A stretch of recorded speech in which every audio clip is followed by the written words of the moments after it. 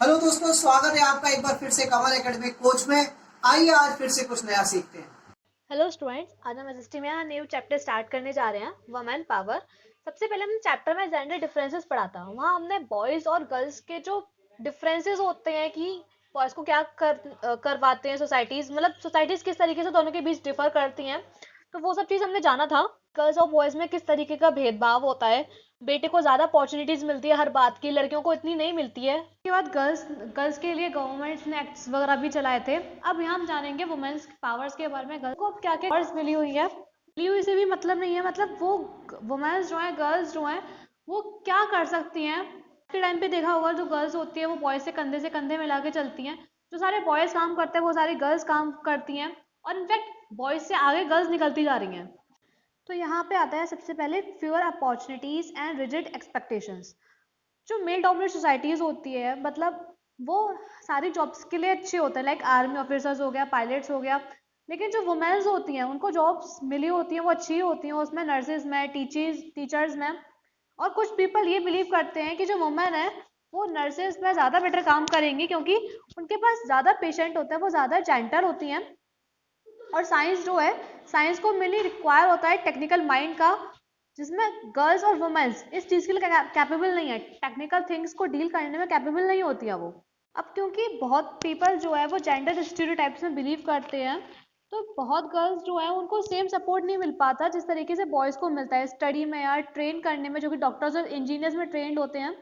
और कुछ फैमिलीज में गर्ल्स जो है इनकरेज होती हैं, तो उनको सिर्फ शादी के लिए ही इनकरेज किया जाता है शुरू से ही। दैन नेक्स्ट आता है लर्निंग फॉर चेंज। तो 19th और 20th सेंचुरी में कुछ वुमेन्स जो हैं, मैनी वुमेन्स जो हैं, लिखना और पढ़ना सीख रही हैं खुद से ही, उनके पेरेंट्स के थ्रू या उनके भाई बहनों के थ्रू। पहले के टाइम पे जो स्किल होती थी रीडिंग और राइटिंग की, वो सिर्फ कुछ कुछ ही पीपल जानते थे इस चीज़ को, और कुछ चिल्ड्रन जो होते थे हम अपनी फैमिली से, एल्डर से सीखा करते थे। स्किल्स होती थी पॉटरी की, वीविंग, क्राफ्ट है, ये सारे सन्स और डॉटर्स को सिखाया करते थे। पहले कम्युनिटीज़ में जैसे कि सन्स जो थे, बेटे जो थे, उनको सिर्फ लिखना पढ़ना सिखाया जाता था, और डॉटर्स जो होती यानी कि बेटियां जो थी, उनको अलाउड नहीं था कि वो अल्फ़ाबेट भी लर्न कर सकें। रेयर केसेस में ऐसा होता होगा जो पेरेंट्स होते हैं अपनी बेटी को पढ़ाते लिखाते हैं।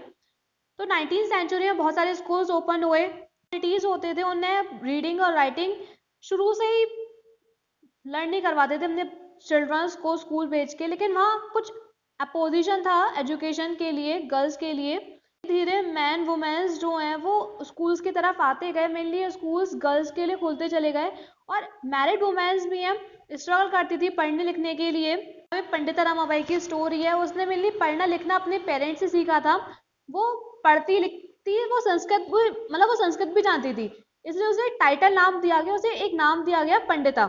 मेनली अब यहाँ पे कुछ वुमेन्स के बारे में पढ़ेंगे, जैसे पंडित रमाबाई है, ये रशुंधरी देवी है, सुल्तान्स ड्रीम है। तो मेनली वुमेन्स के स्ट्रगल के बारे में बताया, उन लोगों के स्ट्रगल के बारे में बताया है कि इन्हें क्या क्या अचीवमेंट किया था अपनी लाइफ में। जैसे रशुंधरी देवी है, उसकी 60 की एज पे, जब वो 60 की थी, उसने अपनी खुद की ऑटोबायोग्राफी लिखी बांग्ला लैंग्वेज में। बायोग्राफी में वो अपने रोज के एक्सपीरियंस लिखती थी डिटेल्स में। वो कभी स्कूल नहीं गई, मतलब वो ये भी नहीं जानती थी कि अल्फ़ाबेट्स क्या होते हैं, शादी से पहले वो ये चीज़ नहीं जानती थी। फिर उसने ये सारी चीज़ पढ़ना लिखना खुद से ही स्टार्ट किया सीक्रेटली। देन सुल्तान्स ड्रीम जो है, किया शिखावत हुसैन, मतलब इसको भी अलाउड नहीं था पढ़ना इंग्लिश में, लेकिन इसने इंग्लिश पढ़ी थी। उसने अपने सपोर्ट में, मतलब उसके जो ब्रदर सिस्टर थे उसके सपोर्ट में इंग्लिश सीखी थी उसने। जब वो 25 एज की थी तो उसने एक स्टोरी लिखी थी जिसका टाइटल था सुल्तान्स ड्रीम। इस स्टोरी में बताया गया, जो एक वुमेन है, एक प्लेस पे पहुंचती है जिसका नाम है लेडी लैंड। वहाँ पे वुमेन्स के लिए सारा फ्रीडम है, स्टडी का, वर्क का, नए नए इन्वेंशंस क्रिएट करने का। मेंस जो है वो गुस्से में आते थे, वुमेन्स का जो पावर थी, उस ब्रेन पावर थी, उनको सबको हराने के लिए।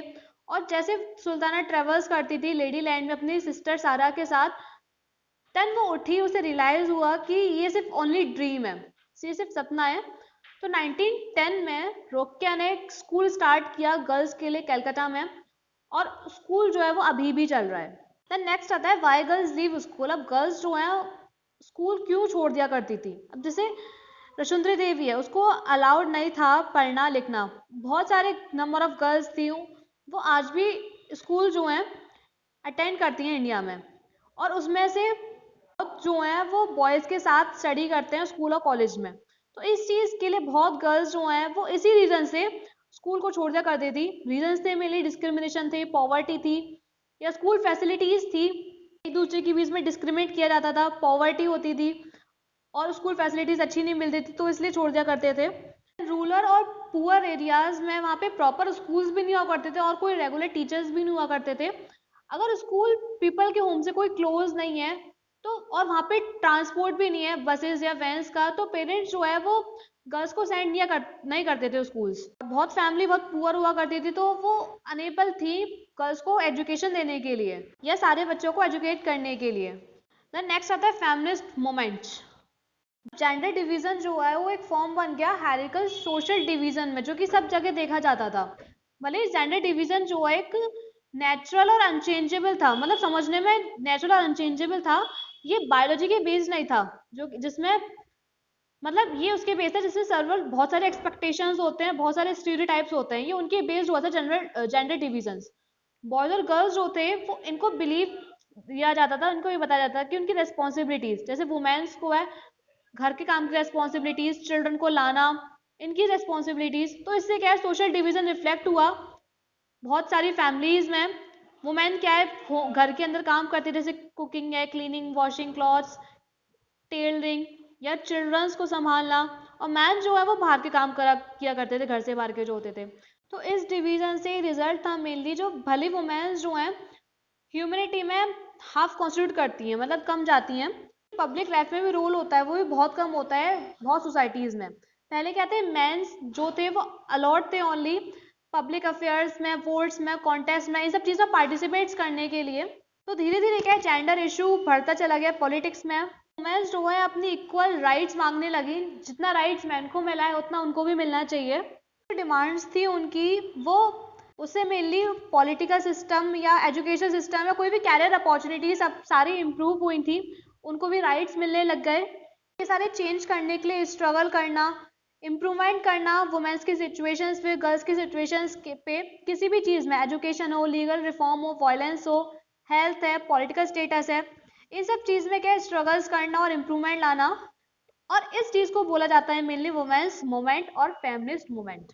कोई भी मैन या वुमेन जो कि बिलीव करता है इक्वल राइट्स में और इक्वल अपॉर्चुनिटीज में वुमेन और मैन के लिए, उसे बोलते हैं मेनली फेमिनिस्ट। बहुत वुमेन्स जो हैं साइंटिस्ट मिलती हैं, डॉक्टर्स होती हैं, इंजीनियर्स होती हैं, लॉयर्स हैं, मैनेजर्स हैं, कॉलेज और यूनिवर्सिटी टीचर्स होती हैं। आज के टाइम पे वुमेन्स जो है बहुत ज़्यादा आगे बढ़ गई हैं। पहले के टाइम पे ये सारी जॉब्स जो हुआ करती थी वो सुटेबल नहीं होती थी वुमेन्स के लिए। हर चीज़ में गवर्नमेंट ने भी हर चीज़ में अब सीट्स वगैरह रिजर्व कर रखे हैं, जिस तरीके जैसे पॉलिटिक्स में भी 1/3 सीट रिजर्व कर रखे गवर्नमेंट के लिए। आज के टाइम पे बहुत मैंस भी जो होते हैं वो वुमेन्स को सपोर्ट करते हैं हर चीज़ के लिए। तो यहाँ पे अलग अलग स्ट्रेटेजीज बता रखी है जो कि वुमेन्स मूवमेंट के द्वारा यूज़ की गई थी अवेयरनेस को स्प्रेड करने के लिए, डिस्क्रिमिनेशन फाइट करने के लिए, जो वायलेंस हो रहा है वो वुमेन के अगेंस्ट, उन सबको देखने के लिए, मतलब बहुत सारी स्ट्रेटेजीज थी यहाँ पे। जैसे कि यहाँ है पहला स्प्रेडिंग अवेयरनेस, जो वुमेन्स राइट इश्यूज था उसका जो अवेयरनेस है वो स्प्रेड कराया गया, फैलाया गया स्ट्रीट प्लेस के द्वारा, सॉन्ग्स के द्वारा, पब्लिक मीटिंग्स के द्वारा, कैंपिंग हुई 1980s में। वुमेन ग्रुप जो है ऐसे ग्रुप ने गवर्नमेंट के अगेंस्ट जो डाउरी डेथ के केसेस वगैरह होते हैं इन सब के अगेंस्ट बोला था जस्टिस लेने के लिए। बहुत सारी यंग ब्राइड्स हुआ करती थी, बहुत सारी नई दुल्हन जो हुआ करती थी वो अपने इन लॉज या हस्बैंड्स के द्वारा मार दी जाती थी। इनके इन लॉज को बहुत ज़्यादा दहेज चाहिए होता था। वुमेन्स ग्रुप्स ने, मतलब इन सारे जो ग्रुप्स था वुमेन्स का, इन्हें कैंपिंग किया स्ट्रीट्स में, कोर्ट्स में, और इन्फॉर्मेशन शेयर की। उन्हें मीडिया का टेंशन भी अपनी तरफ खींच लिया था सारा। इससे क्या है पब्लिक इशूज़, ये मतलब ये पब्लिक इशू बन चुका है, न्यूज़पेपर में भी आने लगा ये सब चीज़। तो गवर्नमेंट ने सारा डाउरी लॉज जो भी है सब चेंज किया, बहुत सारी फैमिलीज में डाउरी सिस्टम वगैरह सब कुछ चेंज किया। मतलब अगर कोई भी फैमिली जो है वो दहेज वगैरह देती है तो वो लॉ के खिलाफ है, बिल्कुल उसे पनिश किया जाएगा। इसी तरह और भी एफर्ट्स लगाए गए वुमेन्स मूवमेंट के द्वारा सुप्रीम कोर्ट में, जो कि वुमेन के साथ क्या होता था सेक्सुअल हरेसमेंट होता था, जहाँ पे भी वो काम कर रही है, जहाँ पे वो एजुकेशन सिस्टम, एजुकेशन कोई भी इंस्टीट्यूट है जहाँ पे वो कुछ कर रही है तो वहाँ उसके अगेंस्ट क्या है ये सारा मूवमेंट हुआ। देन एक गवर्नमेंट के द्वारा लॉ पास कराया गया 2006 में, वुमेन फिजिकल या मेंटल वायलेंस फेस करती हैं अपने घरों में, डोमेस्टिक वायलेंस बोला जाता है, वो लीगल प्रोटेक्शन में आ गया वो चीज, मतलब इस चीज को कानूनी अपराध बोल दिया गया। देन नेक्स्ट आते हैं प्रोटेस्टिंग। कुछ वुमेन जो हैं वो पब्लिक रैलीज किया करती थी, डिमॉन्स्ट्रेशंस करती थी अपनी आवाज को उठाने के लिए जब उनके अगेंस्ट वायलेशंस होता था। इस तरीके से एक पावरफुल वे में वो अपना अटेंशन ड्रॉ करती थी इनजस्टिस के लिए। देन आता है शोइंग सॉलिडेरिटी। पूरी दुनिया के वुमेन्स जो थी वो एक साथ आके इंटरनेशनल वुमेन्स डे सेलिब्रेट किया करती थी 8 मार्च को, और रिन्यू करती थी अपने स्ट्रगल्स को। इस तरीके से वो ये शो करती थी अपनी सॉलिडेरिटी अदर वुमेन के साथ भी और अदर कॉजेस के साथ भी।